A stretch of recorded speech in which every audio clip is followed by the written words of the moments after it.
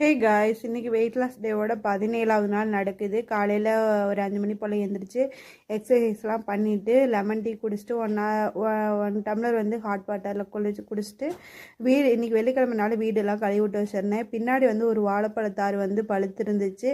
அதையுமே நிறையா இருக்குது, சரி வேஸ்ட் பண்ண வேணாம் அப்படின்னு சொல்லிட்டு பனானா அல்வா தான் பண்ணியிருந்தேன். சூப்பராக வந்துருந்துச்சு. இது வந்து லாங் வீடியோவில் ஷேர் பண்ணுறேன்.